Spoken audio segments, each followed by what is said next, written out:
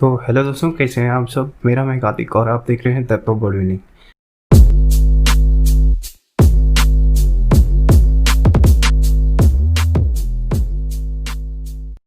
इस वीडियो में हम बात करेंगे body building news and updates के बारे में।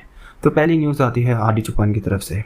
हार्डी चुपान एक रीसेंट पिक्चर पोस्ट किए हैं और बहुत सारे वीडियो भी पोस्ट किए हैं हैनी रैमबॉर्ड के साथ ट्रेनिंग करते हुए।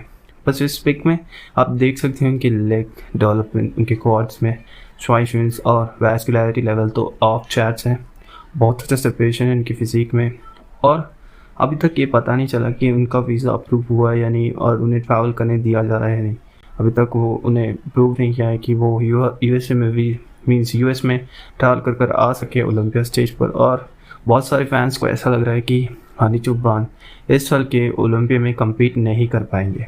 और इस पिक के उन्होंने कैप्शन में भी लिखा है, with the new day comes new strength and new thoughts, strength and growth come only through continuous effort and struggle.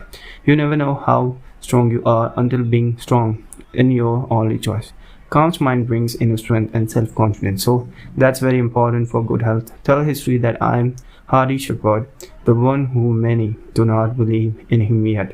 He's the same Field Marshal Serena if he does not win, but history will not fade. Iranians are not in our nature.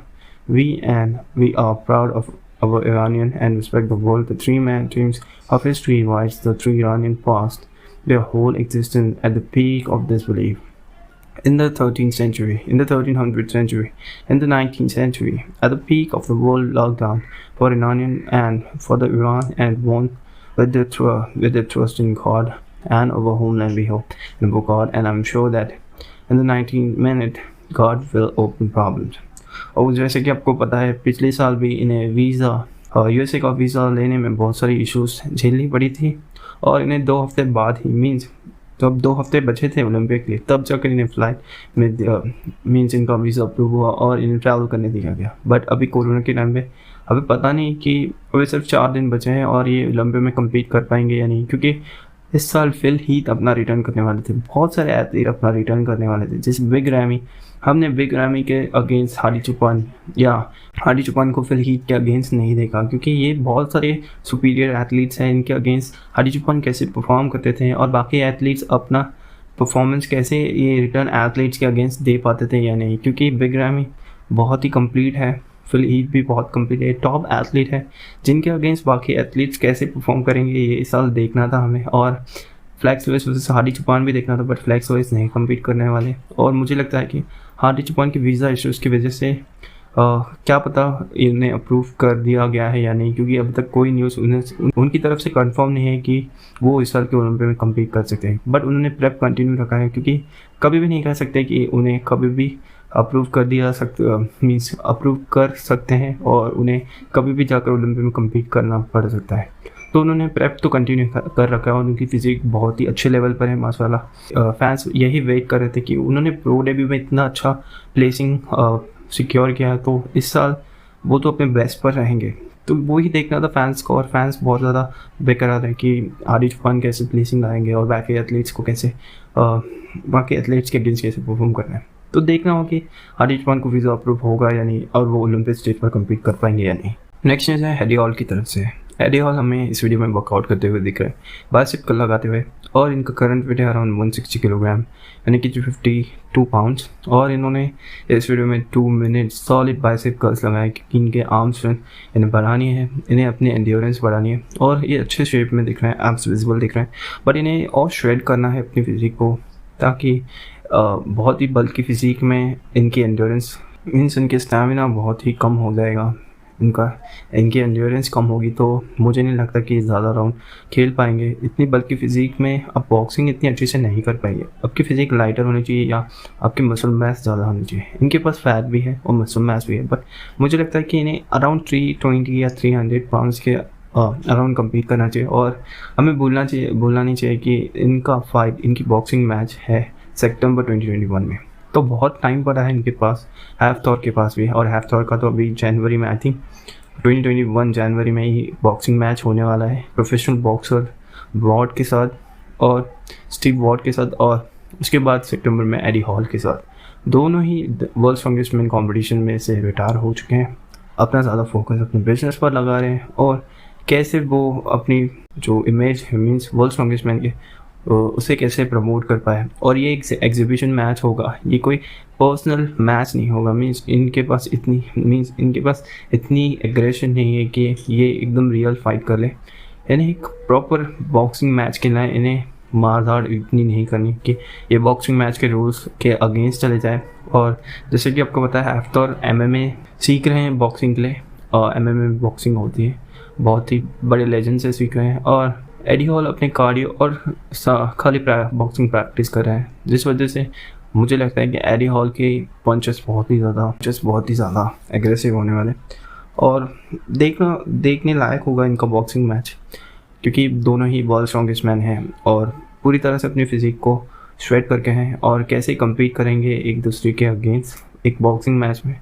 और fans का reaction क्या होगा ये देखना सबसे ज़्यादा important है, क्योंकि अगर ये बॉक्सिंग मैच ज़्यादा राउंड तक नहीं चला तो बिल्कुल ही मज़ा नहीं आएगा। अगर 1-2 राउंड में ही ये बॉक्सिंग मैच ख़त्म हो गया एक पंच या एक जैब लगाते हुए, तो बिल्कुल ही इस मैच का हाइप ही पूरी तरह से ख़त्म हो जाएगा। जिस वजह से ये हाइप बनी है बॉक्सिंग मैच की, वो हाइप ही ख़त्म हो जाएगी। तो मुझे लगता है कि ज़्यादा राउंड्स खेलेंगे तो इनकी हाइप भी, मैच की हाइप भी बनी रहेगी और फैंस को भी ज़्यादा मज़ा आएगा। और ऐसे ही बहुत सारे होते हैं बॉक्सिंग मैचेस जो कि अलग अलग एथलीट्स कहते हैं, मीन्स अलग अलग स्पोर्ट्स है, बट ये एक ही स्पोर्ट्स है। इनका वेट एकदम डिफरेंट है। थॉर बहुत ज़्यादा बल्कि है और उनके पास मसल्स भी बहुत अच्छा है, बट उन्होंने भी अराउंड एडी हॉल जितना ही वेट है उनका, बट उनकी फिजिक थोड़ी ज़्यादा मस्कुलर है एडी हॉल्स के अगेंस्ट। एडी हॉल की फिजिक थोड़ी फैरी है, बट इनका एब्स विजिबल है, ये पता नहीं चला कि कैसे, बट इन्हें और थोड़ा स्ट्रेट डाउन करा है। जैसे इनकी फिजिक में मसल सेपरेशन बहुत अच्छा दिखे, मीन्स इनका हर एक बॉडी पार्ट्स प्रोपोर्शनेट दिखे। और देखना हो कि कौन जीतेगा इन दोनों के बीच में। नेक्स्ट न्यूज़ है ब्रैंडन करी की तरफ से। ब्रैंडन करी ने एक पिक पोस्ट किया है और एक जिम वीडियो पोस्ट किया जिसमें वो अपने बाइसेप्स को ट्रेन करते हुए दिख रहे हैं। पहले पिक की बात करते हैं। पिक के कैप्शन में लिखा है, people keep asking me about my mindset going into the 2020 mister Olympia. I'll just put it simply for you. Not every Mr. Olympia champ is given the opportunity to make his second win an even bigger defeat than his first. I didn't believe that I could have been blessed with a bigger opportunity considering the circumstances of my win last year. This is the opportunity of lifetime for me, a huge moment in my career, and I don't plan on wasting it. और जैसे कि आपको पता है पिछले साल 2019 के Olympic winner थे ब्रैंडन करी, और 2018 के थे शॉन टोने, बट उन्हें अपना टाइटल क्लेम डिफीट करने का चांस नहीं मिला क्योंकि उनके ऊपर एलिगेशंस लगे थे, जिस वजह से यही बात ब्रैंडन करी ने की है कि हर एक ओलंपिया चैम्प को ये चांस नहीं मिलता कि वो अगले साल जाकर अपना टाइटल डिफीट कर पाए।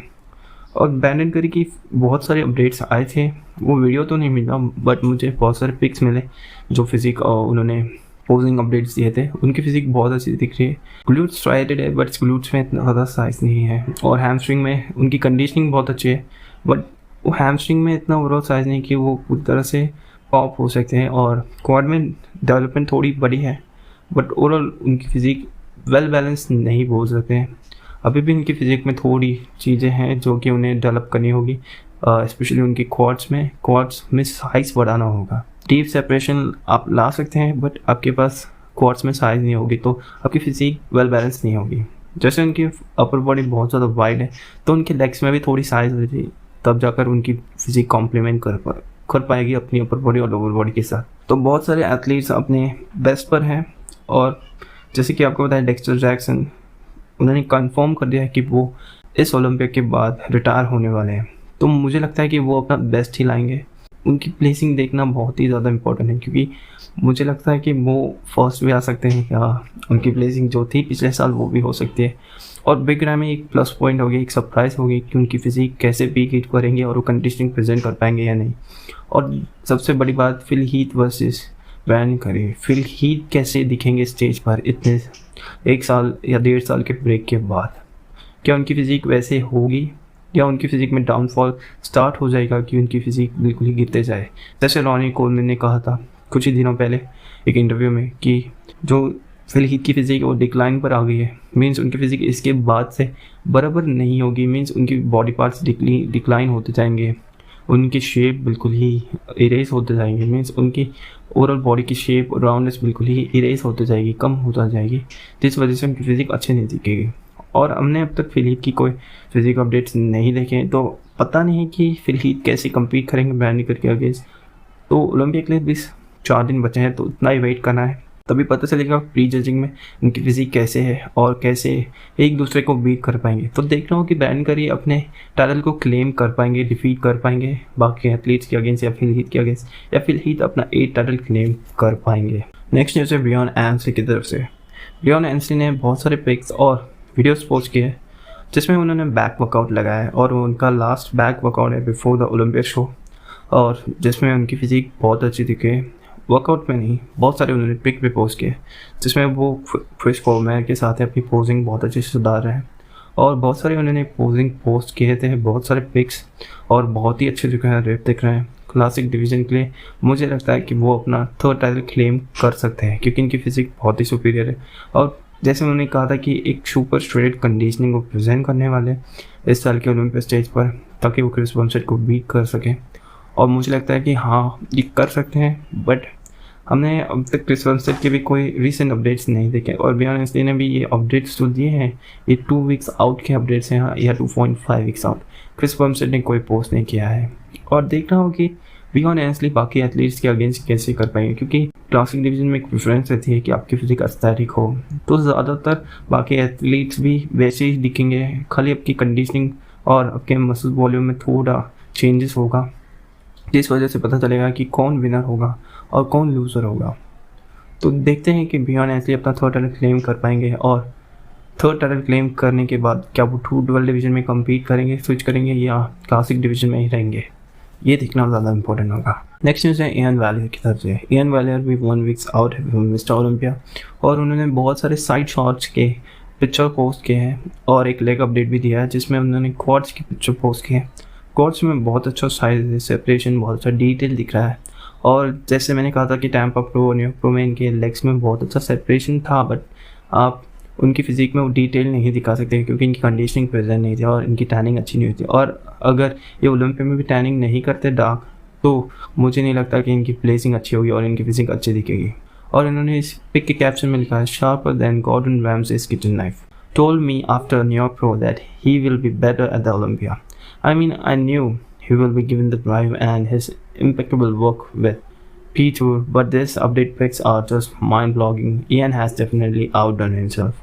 और जैसे कहा इन्होंने, इनकी फिजिक बहुत ही अच्छी दिख रही है माइंड बॉगलिंग पे, और ओलंपिया स्टेज पर इनकी फिजिक कैसे दिखेगी, क्योंकि इनकी फिजिक में एक पेपर थिन स्किन मीन्स इनकी कंडीशनिंग अच्छी ही होती है, पेपर थिन स्किन होता है, बट इनकी फिजिक लैक करती है मसल सेपरेशन में और टैनिंग में। अगर ये टैनिंग परफेक्ट कर ले तो इनकी मसल सेपरेशन अच्छे से दिख पाएगी ओलंपिक स्टेज पर। बाकी एथलीट्स से इनका वेट अराउंड 270 या 275 में ही कम्पीट करते हैं, मीन्स ये बिग रैम को भी टक्कर दे सकते हैं और बाकी एथलीट्स को भी, बट मुझे लगता है कि इनकी प्लेसिंग अराउंड टॉप 10 के अंदर ही होगी, क्योंकि मैंने इन्हें ओलंपिया स्टेज पर जब देखा था तब इनकी प्लेसिंग टॉप 16 में भी नहीं आई थी, और पिछले साल तो ये कम्पीट नहीं कर पाए थे, बट इस साल ये कम्पीट कर सकते हैं और देखना होगा कि इनकी प्लेसिंग क्या होगी और बाकी एथलीट्स को कैसे हराएंगे।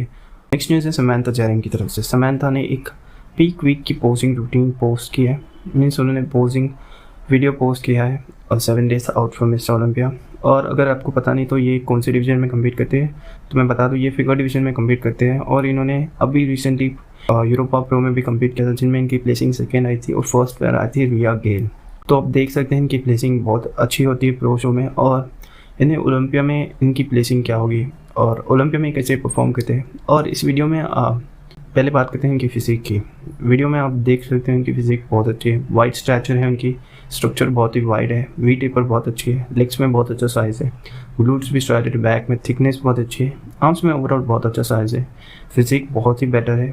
बट देखना हो कि ओलंपिया में इनकी प्लेसिंग क्या होगी, क्योंकि मैं फॉलो करता हूँ सिर्फ शैनिक ब्रायन को और बाकी थोड़े एथलीट्स को जो फिगर डिवीजन में कम्पीट करते हैं, बट इन्हें मैंने पहली बार देखा है समांथा जेरिंग को। तो देखना होगा कि ये बाकी फिगर एथलीट्स के अगेंस्ट कैसे परफॉर्म करते हैं, क्योंकि इनकी फिजिक बहुत अच्छी है और फिगर डिवीजन में एक इंपॉर्टेंट होता है कंडीशनिंग प्रेजेंट करना, जो कि इनकी बेटर है और कंडीशनिंग बहुत अच्छी है, ओवरऑल मसल सेपरेशन बहुत अच्छा है, प्रोपोर्शन बहुत अच्छा है। तो देखना होगा कि ओलंपिया में कैसे परफॉर्म करते हैं और इनकी प्लेसिंग क्या होती है। लास्ट न्यूज़ है एंटवान वायलिन की तरफ से। एंटवान भी 1 वीक आउट है फ्रॉम मिस्टर ओलंपिया और उन्होंने एक बिग पोस्ट की जिसमें उन्होंने साइड चेस्ट पोज हिट किया है। आप देख सकते हैं उनकी कॉर्ड साइड कॉर्ड्स में बहुत अच्छा सेपरेशन है, उनका मिड सेक्शन भी बहुत टाइट है, ऑब्लिक्स विजिबल है, शोल्डर में बहुत अच्छा साइज है, बाइसेप और ट्राइसेप में भी, साइड में बहुत अच्छा सेपरेशन है, थिकनेस है उनकी फिजिक में। और मुझे लगता है कि ये भी बहुत अच्छे एथलीट हो सकते हैं, बट इनकी प्लेसिंग प्रेडिक्ट करना बहुत ज़्यादा मुश्किल है, क्योंकि ये अगर पीक हिट कर गए तो मुझे लगता है कि टॉप 8 के अंदर आ सकते हैं, क्योंकि जो एथलीट होते हैं टॉप 8 में प्लेस उनकी लेवल के एथलीट हैं। और इन्होंने एक वीडियो भी पोस्ट किया है जिसमें वो रिवर्स फ्लाई लगाते हुए दिख रहे हैं और उन्होंने उसके कैप्शन में लिखा है रियली कुल finisher, final pump enhancing move made me to the ass today at the end of my back workout. We are not focusing on the rear delt, but more on opening, rounding and stretching the whole back, then squeezing everything as hard as I could. Learning new shit on the daily with Big Mike. It's awesome to have him on the ST Muscle team now. He's coming to the Olympia to support with the rest of the crew. Gonna be sick. और आपको बताइए कि एंटवान ने return किया है 2 साल के बाद अपनी फिजिक में बहुत अच्छी इम्प्रूवमेंट कर उनके बैक में थिकनेस भी बहुत अच्छी है, लैट इंसर्शन भी प्रेजेंट है। खाली इन्हें मसल सेपरेशन प्रेजेंट करना होगा। कंडीशनिंग तो बहुत अच्छी रहती है, बट इनकी फिजिक वेल मोरल जैसी है कि इनकी फिजिक सेपरेशन में लैक करती है। और हमने देखा था कि न्यूयॉर्क प्रो में इनकी इनकी फिजिक बहुत अच्छी थी। कैलिफोर्निया प्रो में हालांकि लाइटिंग की वजह से इनकी फिजिक नहीं दिख पाई, बट इनकी प्लेसिंग के हकदार थे, फर्स्ट प्लेस के हकदार थे, क्योंकि इनकी फिजिक बहुत अच्छी थी। बट हाँ, कैलिफोर्निया प्रो में किसकी भी बैक हमें परफेक्टली पता नहीं चली कि कौन कंडीशन है कौन कंडीशन नहीं है। वो प्रमोटर्स की बात है कि प्रमोटर अपने लाइट्स को इम्प्रूव करते हैं स्टेज पर या नहीं, क्योंकि लाइट्स को इम्प्रूव करते हैं या नहीं। और एंटवान की फ़िज़िक बहुत ही बेहतर हो चुकी है इस लास्ट 2 साल में, और इन्होंने बहुत अच्छा है मसल मास भी गेन किया है लेग्स में और बैक में। तो ओवरऑल इनकी फ़िज़िक बहुत अच्छी है, इनके पास अच्छा वी टेपर है, बैक में थिकनेस है, लैट इंसर्शन प्रेजेंट है। और बाकी एथलीट्स के अगेंस्ट इनकी प्लेसिंग बहुत अच्छी है इनकी फ़िज़िक। और जैसे इन्होंने कहा था कि इनको फुल होने में थोड़ी प्रॉब्लम होती है, मींस इन्हें फुलनेस लाने में थोड़ी प्रॉब्लम होती है अपनी फ़िज़िक में, और मसल सेपरेशन इतना अच्छे से पॉप नहीं होता इनकी फ़िज़िक में, जो कि हमने पिछली बार भी देखा था 2 साल पहले जब ये मेंस ओपन डिवीज़न में कम्पीट करते थे प्रो शो में।